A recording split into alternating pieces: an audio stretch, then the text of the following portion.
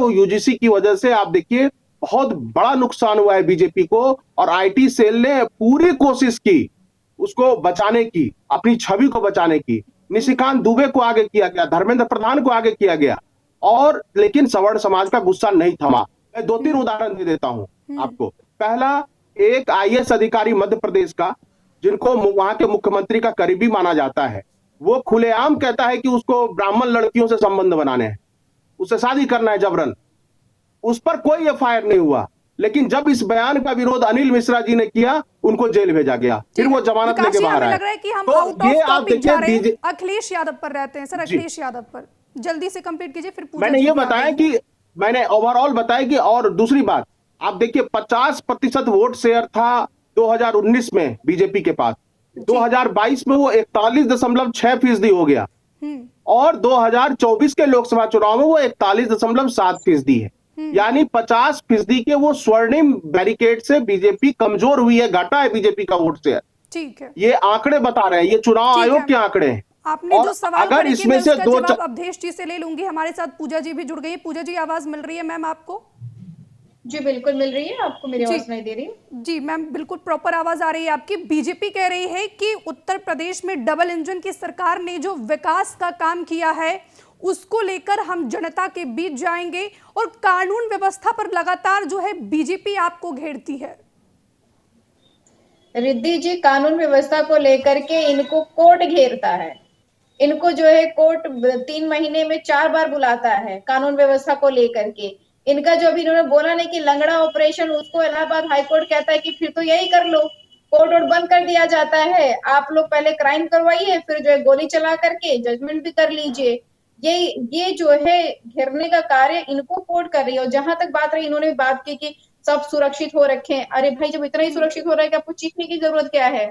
आप चाहे धार्मिक कार्यक्रम होगा तब भी समाजवादी पार्टी का रोना रोते रहेंगे, आप बिजनेस समिट करेंगे तब भी समाजवादी पार्टी का रोते रहेंगे। आप कहीं बैठेंगे, आप 2017 से सरकार में है भाई, आपकी दूसरी पंचवर्षीय खत्म होने आ रही है।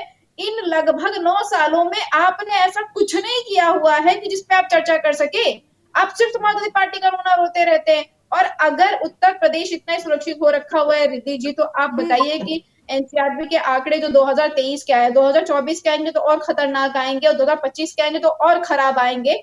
वो कहता है कि उत्तर प्रदेश, देश का 1/3 अपराध सिर्फ उत्तर प्रदेश में होता है, 55% अपराध महिलाओं के प्रति उत्तर प्रदेश में होता है, सबसे ज्यादा अपराध महिलाओं के विरुद्ध उत्तर प्रदेश में होता है, और सबसे ज्यादा दलित अपराध भी उत्तर प्रदेश में होता है। और किसानों ने भी काला दिवस मनाया था जाकर के कि भाई गन्ना का भुगतान नहीं हो रहा है।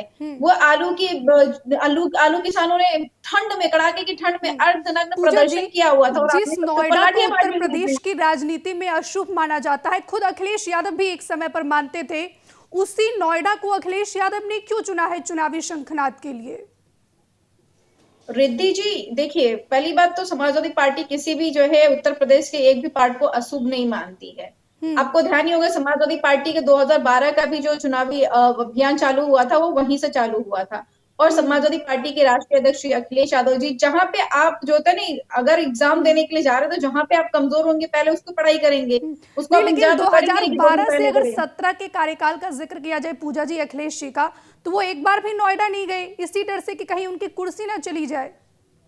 रिद्धि जी, उन्होंने आपको बताया था कि आपने कोई उनका पर्सनल इंटरव्यू लिया था? क्योंकि हमारे साथ में तो कभी नहीं बताया कि जो है इसीलिए हम वहां पे नहीं गए हुए थे। 2012 से लेकर 17 तक जो है समाजवादी पार्टी की सत्ता की सरकार हम लोगों ने देखी हुई है। समाजवादी पार्टी का एक ही मूल मंत्र है कि हम धरातल पे रह करके जमीन के मुद्दे उठा करके कार्य करेंगे। और आपको पता है कि हमारी वहां से सीटें नहीं आई हुई हैं, तो हम वहां पे फोकस करके कार्य करना चाह रहे हैं कि शुरुआती दौर में हम वहां पे मजबूती के साथ में काम कर ले। हमारा जो सेकंड राउंड जब चालू होगा, ताकि फिर हमारे पास में भरपूर समय रहे कि हम नोएडा पे फोकस करके कार्य कर सके। इसलिए मुझे लगता है कि राष्ट्रीय अध्यक्ष अखिलेश यादव जी ने ये निर्णय लिया हुआ कि नोएडा से शुभारंभ करेंगे। और राष्ट्रीय अध्यक्ष अखिलेश यादव जी ने वहां से 2012 में भी जो है शुभारंभ किया था, पहली बार मुख्यमंत्री हुए थे।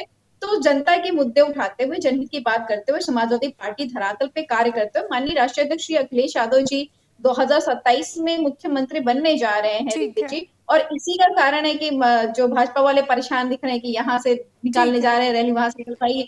हमारी पूजा जी कह रही है कि 2027 में अखिलेश यादव मुख्यमंत्री बनने जा रहे हैं, इसीलिए बीजेपी परेशान हो रही है।